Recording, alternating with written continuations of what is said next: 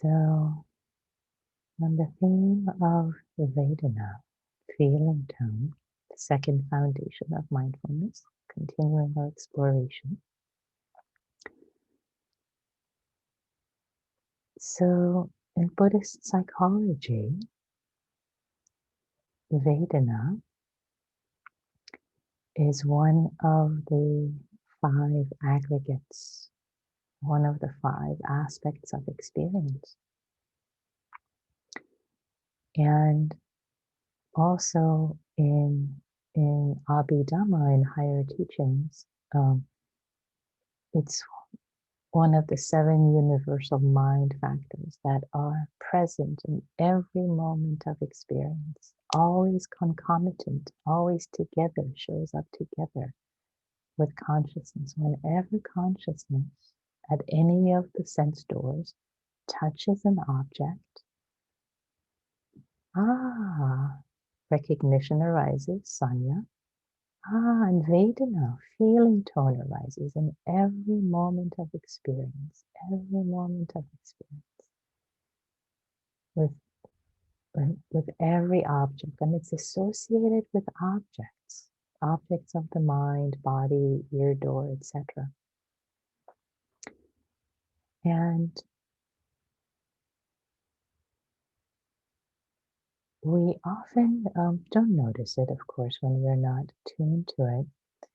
Many times when it's neutral, as I mentioned yesterday, neutral might be not as easy to detect sometimes, but if we notice the absence of pleasant or unpleasant, then neutral could become more apparent. Now, it turns out, excuse me, it's interestingly enough, as also you noticed, Vedana is not just impermanent, not just keeps shifting and changing one moment to moment. Oh, one moment this is unpleasant. My shoulder is tight. My breath is smooth. Unpleasant, pleasant, unpleasant, pleasant, pleasant, unpleasant, neutral, neutral. Not only does it keep shifting in the field of experience, but also what's even more fascinating, and I was hoping with the invitation, the guidance this morning, you would see it with the sounds, that even the same object, the feeling tone, the Vedana for it, can switch. One moment it can be perceived as pleasant, another moment the same experience, the same object could be perceived as unpleasant or neutral or pleasant again. It can go back and forth and back and forth.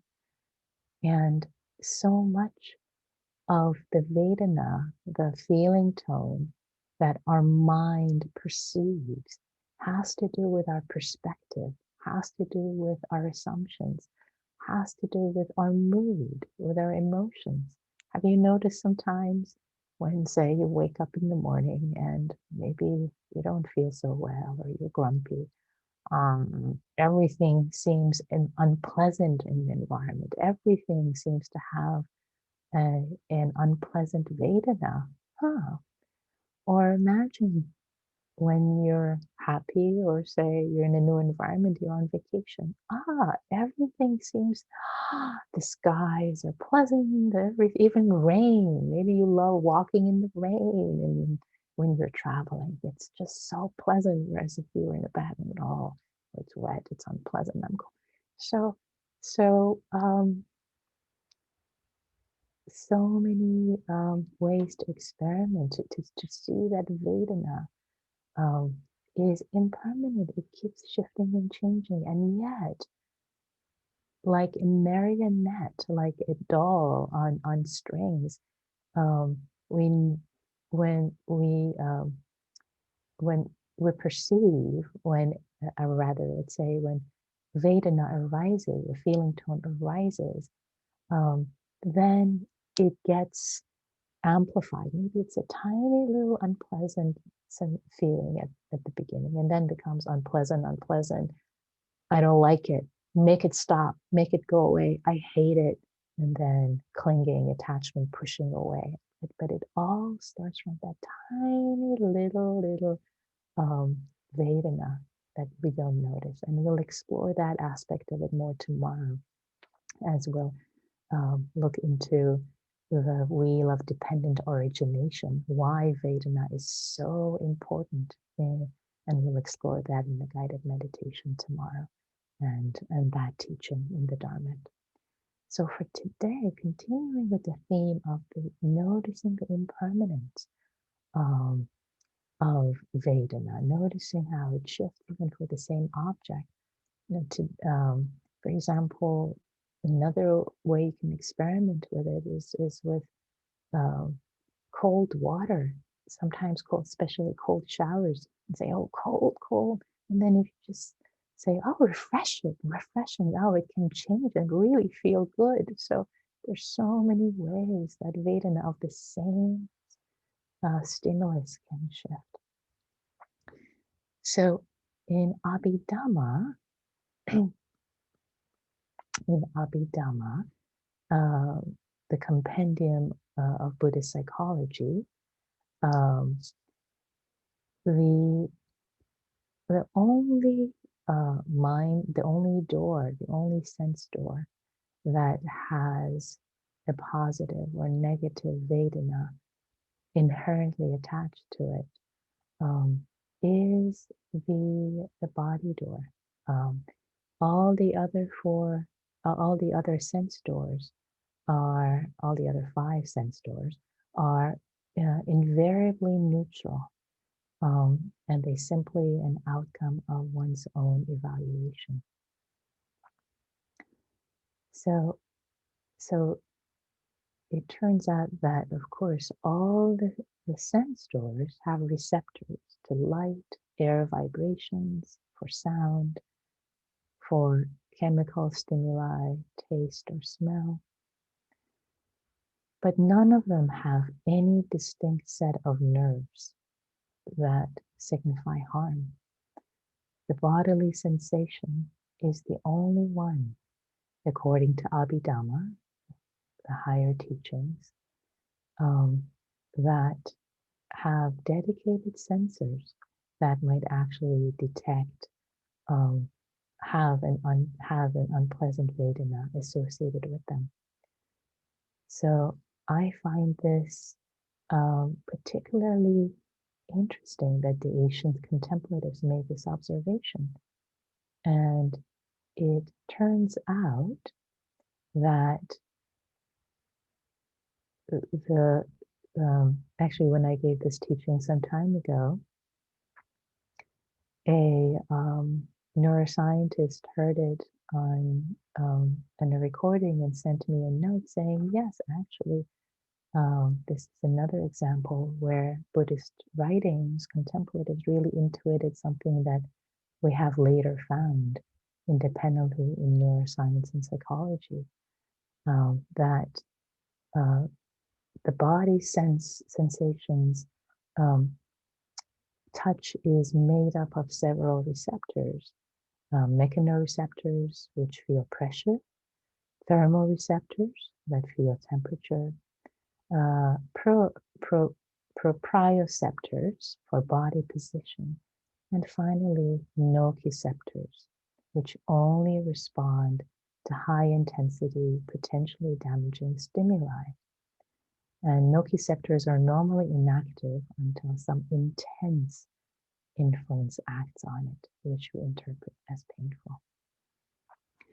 So fascinatingly, none of the sense doors, so whatever arises, if a sound arises, even if a sensation arises, unless it's really high intensity, there is no inherent Vedana. It's all impermanent. It's all impermanent. It all arises and passes away, and it's all dependent on our perception.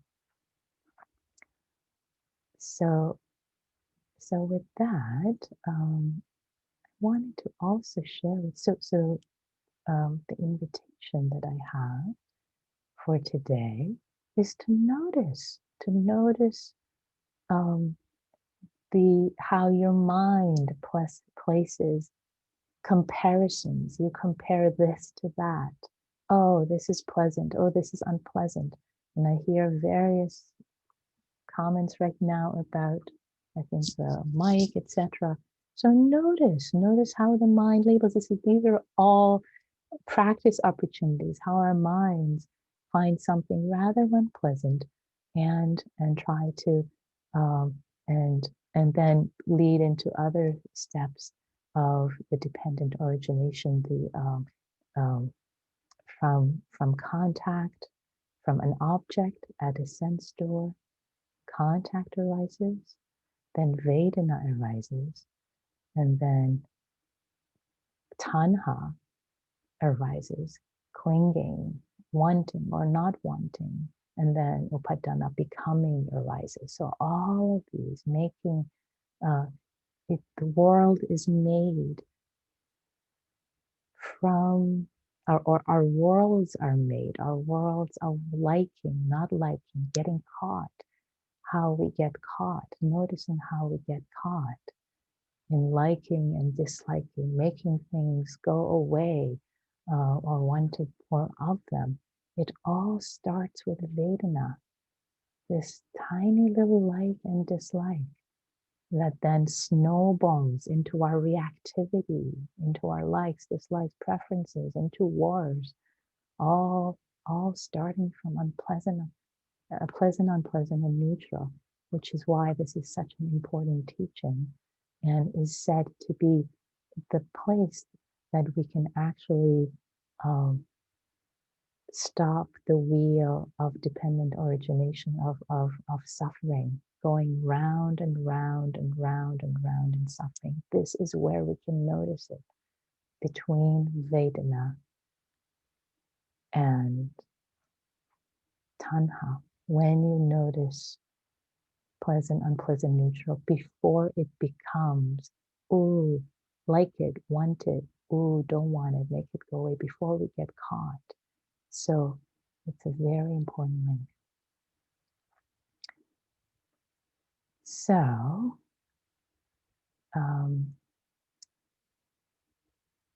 so the invitation for today is to notice how your perception, how your assumptions influence Vedana and how impermanent it actually is, how it arises, it passes. If you don't, it just changes on its own.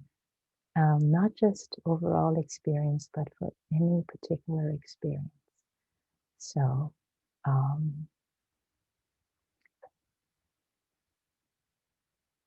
was one question that was asked of me, and I wanted to comment on that. And that, because I thought the question was really of benefit for for um, for everyone. So the idea of Vedana, it can come up. Oh yes, here it is. So I'm remembering the question. The idea that Vedana can come up with different objects, sense objects.